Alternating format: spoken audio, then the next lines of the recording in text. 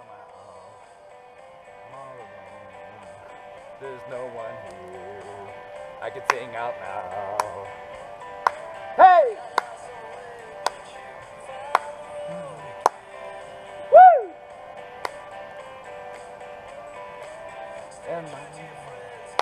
The nearest human beings are probably that way.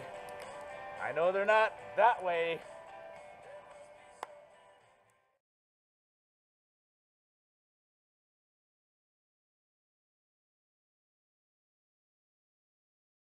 That was intense. All right, now I got my boots on. They're wet, but it's okay. And then I'm gonna do 2 kilometers to, I keep forgetting the name of the lake, but there's a lake 2 kilometers up ahead, and I'm gonna have lunch there. That's an easy sign to miss. Department of Northern Affairs something.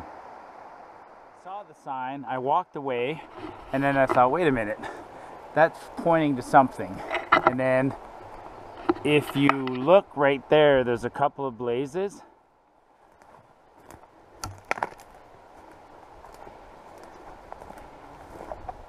Cabin.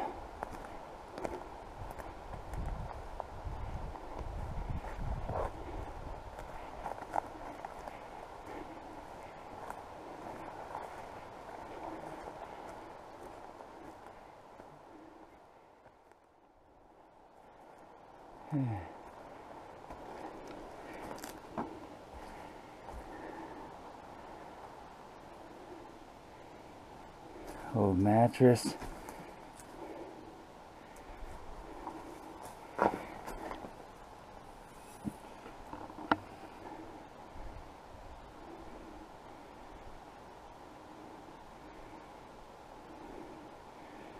Adolf Schmidtchen something something. Gotta pay attention while you're hiking. There's all sorts of neat stuff, man. This is the 3rd cabin I found now. But 2 were off the beaten path. This one's not an obvious one. This is the sign when you're coming in the other direction and you can see the cabin. But you could easily walk on this trail and not see it. That noise is an eagle, a bald eagle.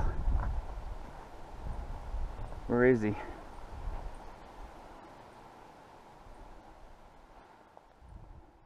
There he is.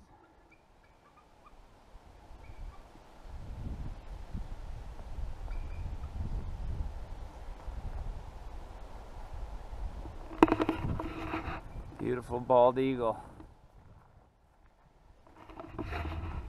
I'm just hoping that the trail gets close to the lake, and then this is an absolutely perfect spot to stop for lunch.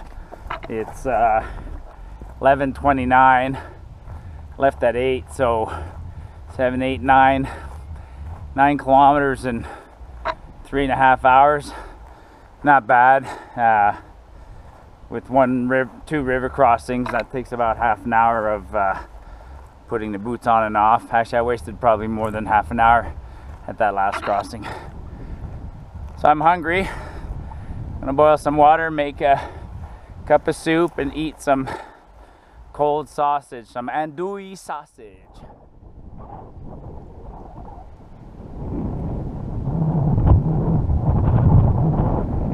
I wonder if there's a spot to eat lunch just on the point over there. I'm guessing there is. Whoa, even better spot for lunch.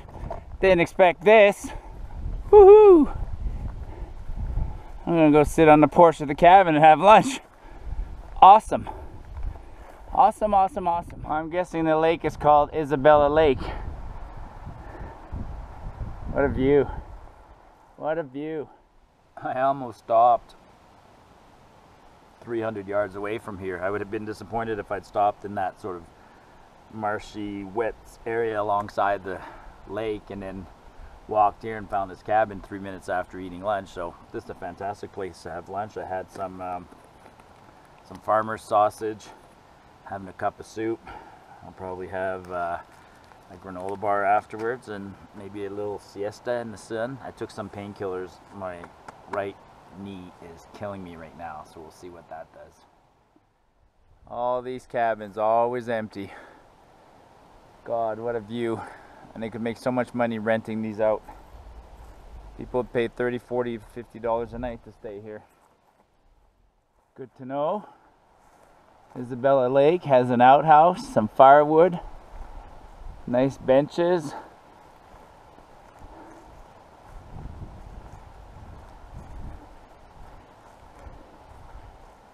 Tent pads back in there. Lake's over there, and just like that, now I'm back into some amazing scenery. I'm not sure, I think I'm heading around that corner. There's a pass through these mountains called Dolomite. I'm going around. Follow the trees over there. Because these plains are going to be just swamp. Freaking break, man. Whoever laid the trail should have laid it through the trees over there, not this shit. Come on.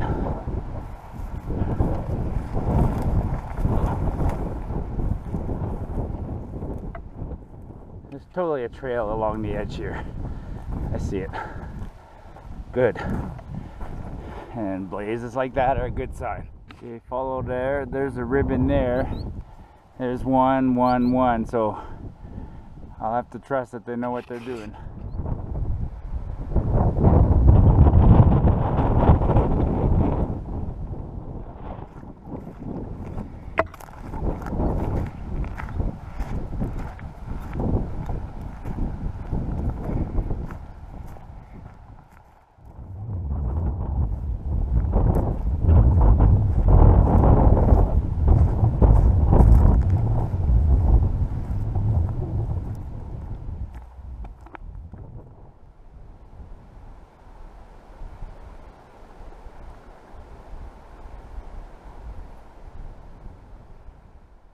Wow. Whoever marked that trail with the pink ribbons across the braided flats there was an expert pathfinder. Thank you, whoever did that. Wow. Time for a break.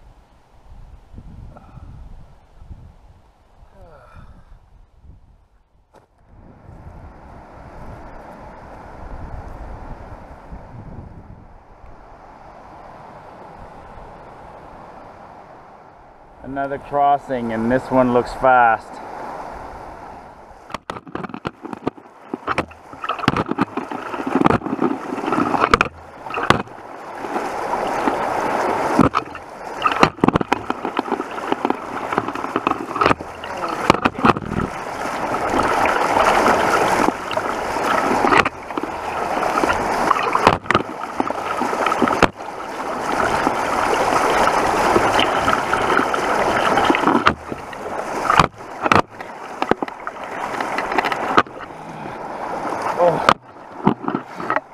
Well, that's the highest one yet.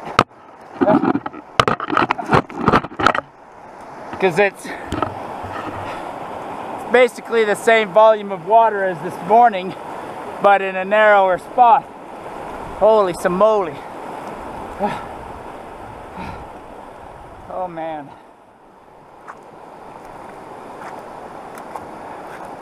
That's high. Trail's right there. People have camped here or made fire rings. That'd be a great spot for a tent. Look, Mama's trying to scare me. She's trying to scare me because her chicks are right there. Where's the chicks, Mom? Where's the chicks?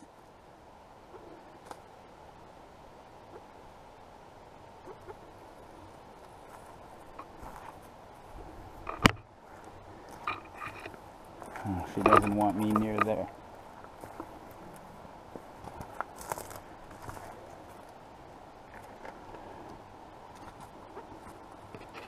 Fight or flight. I'm guessing they're underneath here. Here's one. Look at how small it is. Look at how small. He knows not to move.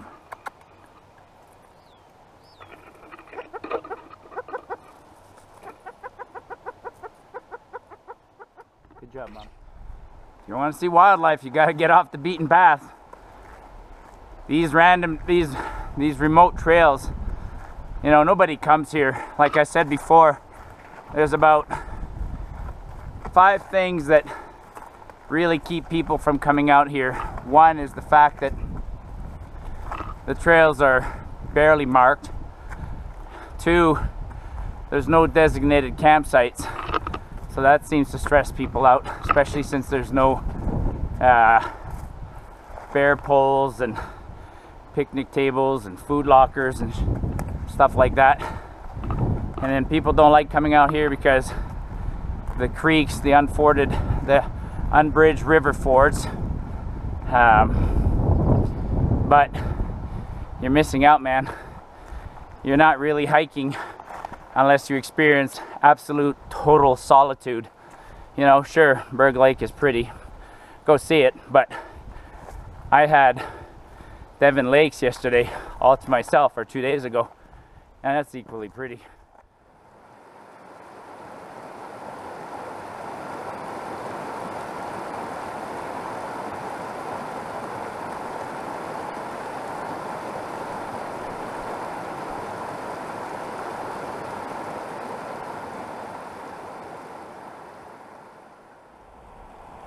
It's probably the #1 question I get from people, which is how come I don't filter my water? I get asked that all the time.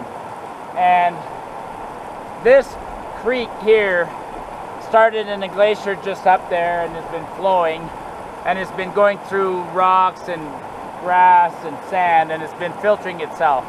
And people have this unhealthy fear that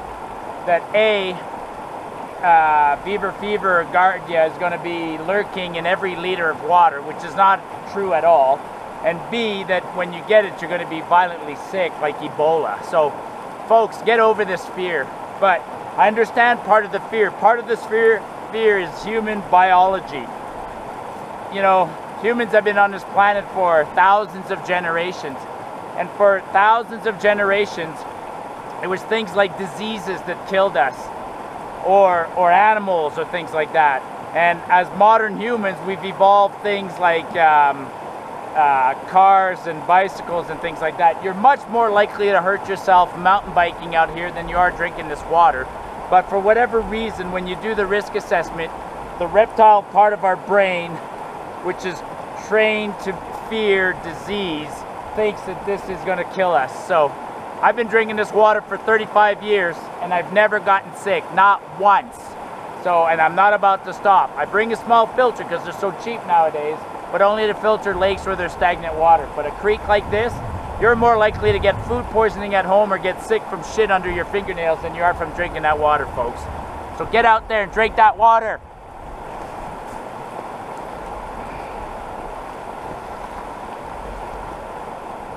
That concludes our lecture for the day. The creek is getting really, really small, and I can sort of see up ahead that the trees are getting thin. So I'm about to pop above the tree line here and into the alpine below Dolomite Pass. Look at that. Now that's a moose. Huge. Last hour beat the shit out of me. Just a big climb. I took a break for some food and some water. Now I got this big drop. Ugh. Onward.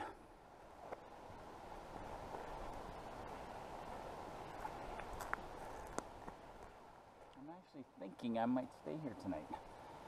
Trying to figure out, because no matter what, I got to stay somewhere tonight. Like, I'm not getting out. There's no ifs, ands, or buts about that. And if I made it to Lake Catherine to the trailhead is 8 kilometers, and right now I'm guessing I'm about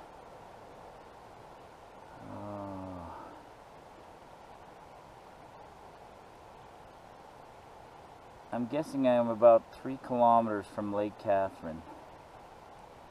So 8, 9, 10, 11. So, and this is about the last spot in the trees. After that, it goes above the tree line. So I'm going to stay here tonight.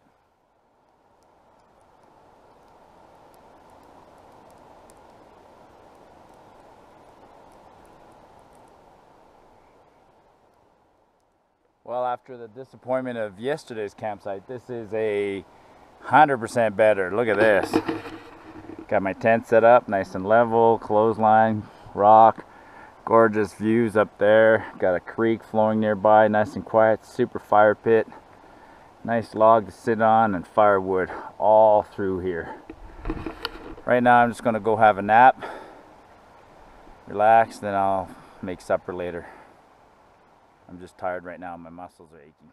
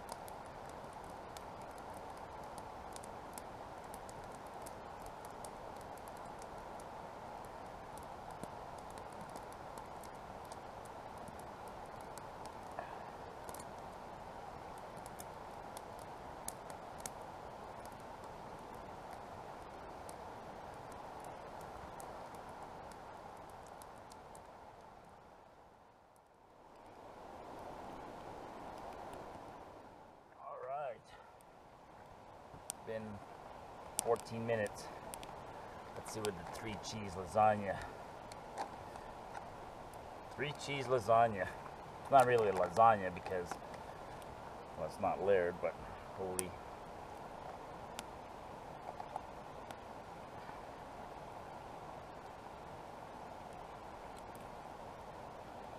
Oh.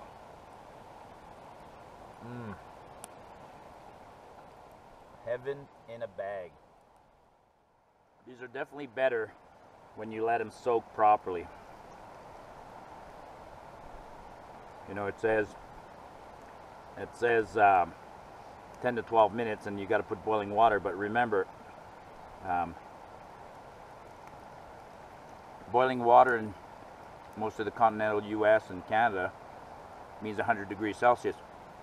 Here at higher elevation, I'm at 6,000 feet, so boiling water here is only 92 degrees Celsius. So you need to increase the cooking time because your water's not that as hot as planned. Put it in there, let it soak, and then I put it by the fire to keep it super hot. So when you do that and let it soak properly, then you get some cooked noodles. I've eaten a lot of these where they're crunchy. They're a lot better when they're cooked. Well, Stuart, I hope you made it out okay, and I hope your injury wasn't too bad. And it upset me to have to part ways, but it's one of those things that happens, and I think you would have done the same. I definitely hope that you managed to do the best of your time in Canmore and got some business done like you were expecting to do. That'd be fantastic. And the best part of that is if you do move to Canmore, come back to beautiful Alberta, we are going to hike, buddy. We're going to hike together. I know we were going to celebrate my birthday out here, but that's not going to happen. Actually, today is the 11th, and I'll be out on the 12th or the 13th. So I brought this Bacardi. I'm going to drink it, and I changed my trip, my itinerary, and I'm glad I did. I went to Devon Lake like we had planned, and then I started going down the trail down to Clearwater and realized I wasn't going to cross that. And I'm glad I made that decision because I followed the Siffler after that, and then I crossed over and I had to cross the Dolomite, and the Dolomite, as you folks saw, was absolutely intense. And so the Clearwater was farther down, and as rivers go farther down, they tend to pick up more water, more volume, and get wider. And so the Clearwater would have been absolutely impossible and dangerous on my own. And Stuart, don't feel bad. I'm injured too right now, and I'm limping out. There was a lot of post-holing. The trail was wet. The trail was actually quite miserable. I learned a few things on this trip, though. I will come back through Dolomite Pass. There's no value in seeing through Dolomite to here. There's no value in seeing the Siffler area, folks. avoid that, but Devon is worth seeing. Anyways, Stu, cheers, man. Hope you're feeling good.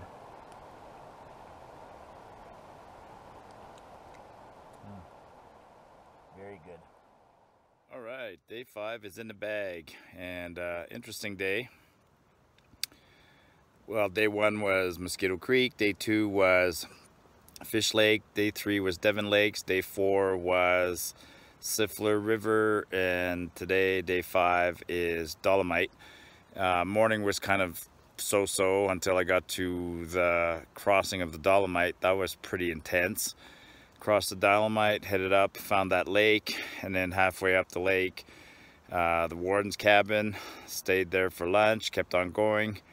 Then I had that braided part of the river where took a chance and stuck to the shore, and sure enough that's where the trail was. And then at the end of the shore had to go through the center of the braided portion of the river, follow those pink ribbons. Great trail, pathfinding, whoever put those there. And then had to cross the Dolomite again. That was a little bit hairy. Up, down, and finally to this spot. I think tomorrow I have about 15 kilometers to get out, 6 or so to the pass. So I look forward to seeing Dolomite Pass. Never been there, and there's a lake up there. I think it's called Helen Lake. So yeah, going up to the Siffler is not really worth it. It's not a very pretty part of the world, unless you're doing a loop. Or unless you've never done it before and you've done everything else. I don't recommend going to Siffler, but I do recommend coming here over Dolomite to this site. I'll mark it on my Cal Topo, and it'll be in the link below.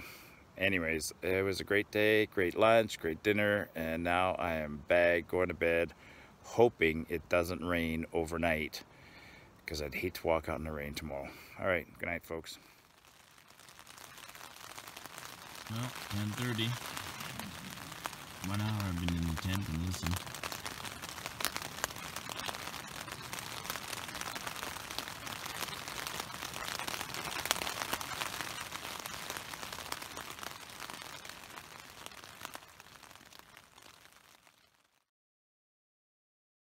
All right, that didn't take very long. It is 7:30 and I am packed. And the reason I wanted to leave so early is because today is Sunday, which is prime tourist day. So I'm hoping that when I get to the trailhead at the end of today, there'll be tourists that are heading back to Lake Louise, and I can convince somebody to give me a ride back to my car. So that's the fundamental reason for leaving early this morning. It'll be a nice sunny day, looks like.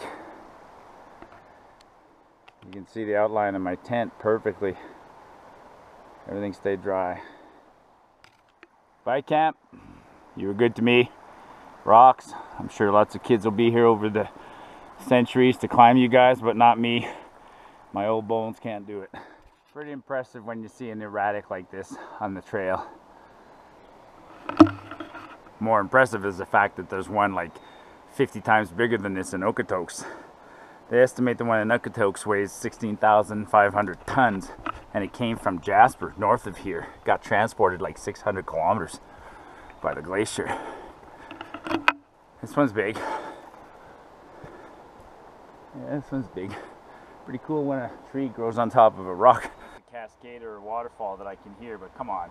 It's like 10 minutes that I've been walking. I know from the map that I have to cross the Dolomite a couple of times, but please don't do this to me now. I don't want to cross it at 7:40, 10 minutes after leaving camp. I'm just warming up.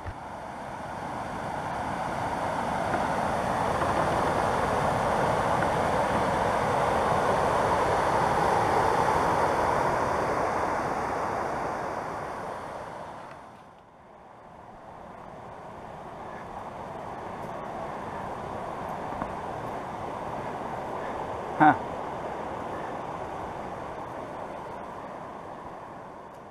You can see the trail switchbacking up there, so I have no choice. I have to cross. Where? Are you kidding me? The trail crosses right there, then heads up a switchback. This is it. Shit.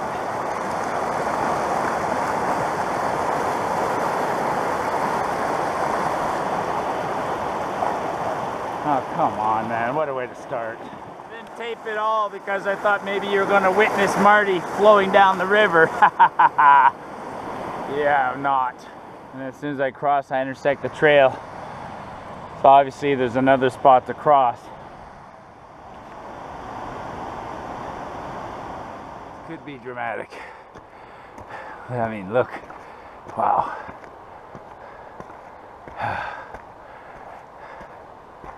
Not quite yet. Getting there. Oh, that's a pass. This one looks a lot like, well, not a lot like, but looks a bit like Nigel. Yeah, take it back. It doesn't look like Nigel. It looks like the area around Landslide, or what it really looks like to me is that stupid climb up to Geraldine Lakes, which I hate. That's what it looks like.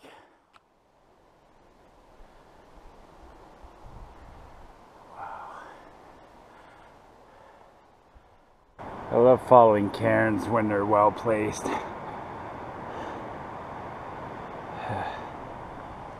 next one is there.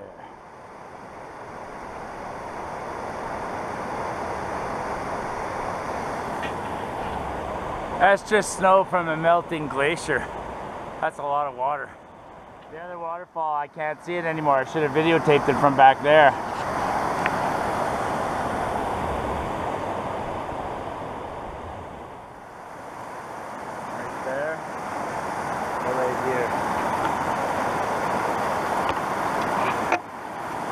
My boots are already wet, so boomba!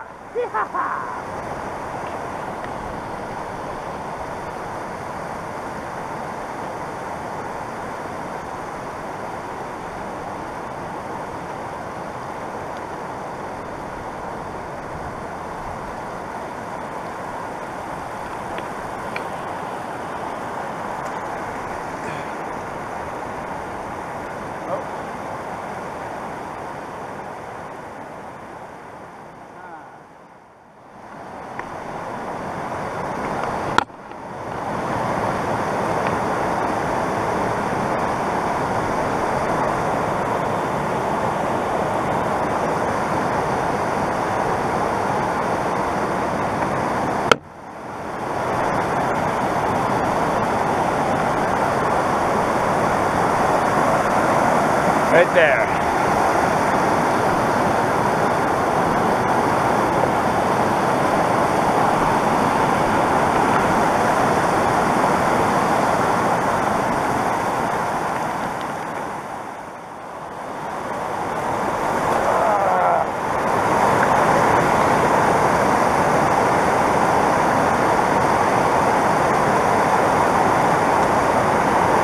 It's stuff like this that keeps the weekend warriors away. It's really coming down now, and I'm in the elements here. I'm not sheltered. I'm going up that.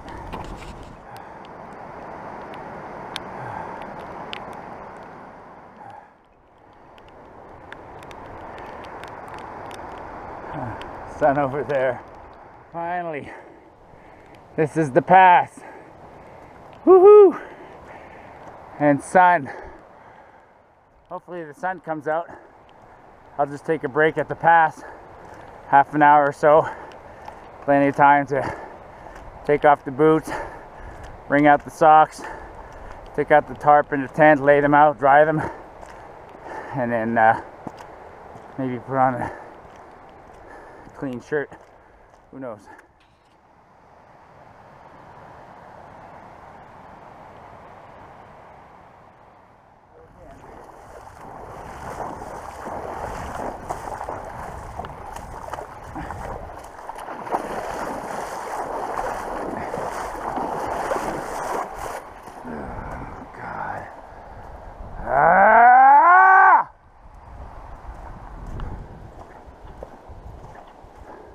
Enough! That's the pass for sure because the water's still flowing down from here. Luckily, I don't have to cross this. Well, I could if I wanted the shortcut, but the trail goes around the edge of the river.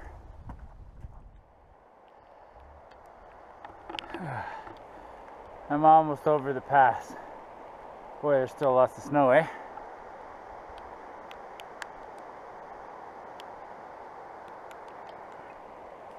Misery. Gotta embrace the suck. One last barrier. That's my target. I'm almost in trouble. A little bit further and then I gotta take a break and maybe even consider putting up the tent and seeking shelter, because this isn't giving up. This is snow now. I believe this is Helen Lake.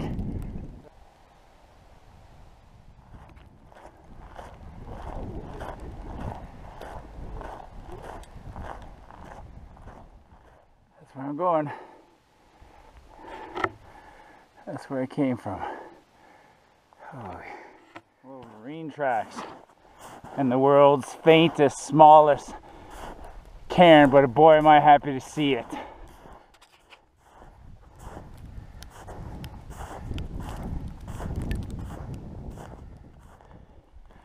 This better be the way down. I hope it's not just a side trip from whatever, Catherine Lake.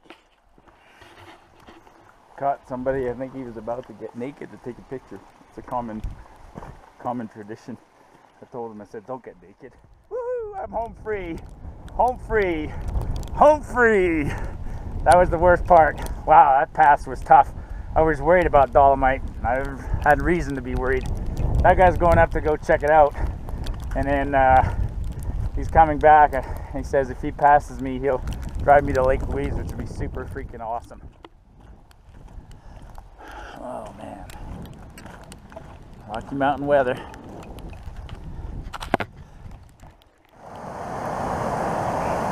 Oh my God. Sun.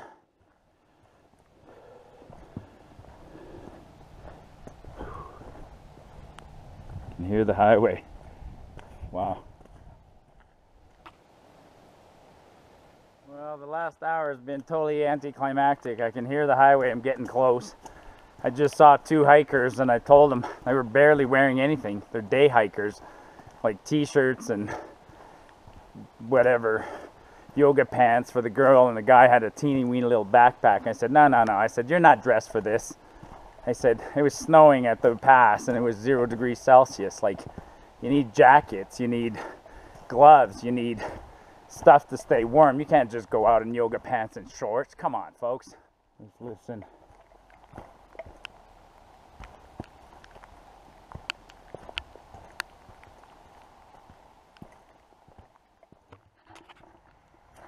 And just like that. Woo-wee.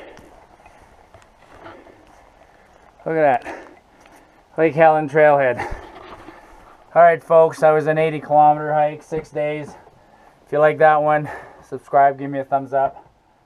Oh man, this one was for the books. Now comes the totally anticlimactic part, trying to hitchhike in this shit. Especially with COVID-19, my God. There's a trailhead, rather inconspicuous. Alright. 12:49. Let's see how long this takes on a Sunday, where it should be full of tourists. But nobody's here. 1:26, and I'm in my car, and check this out. Stu's amazing. Stu remembered that I had left my shoes in his truck, and then he left me a note. Happy birthday and thank you. Check under the car, Stu.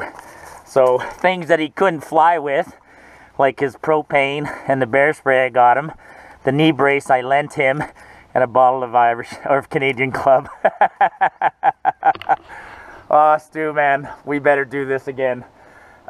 This turned out to be, I'm out on day 6, Stu, so I did a very modified trail. We would have had a hard time if we did the one we wanted to do, but you know, I would have still done it. But we'll get together. Anyways, all right, folks. Hope you enjoyed this one. This one was a challenge, to say the least. I'm glad it's done with, and now I'm going to go give a trail report to the guys at Lake Louise. If you enjoyed this, hit the like button, subscribe, give me some comments, tell me what you thought. Let's have some dialogue. Cheers, folks, and hope you appreciate this one. This is how you get off the beaten path.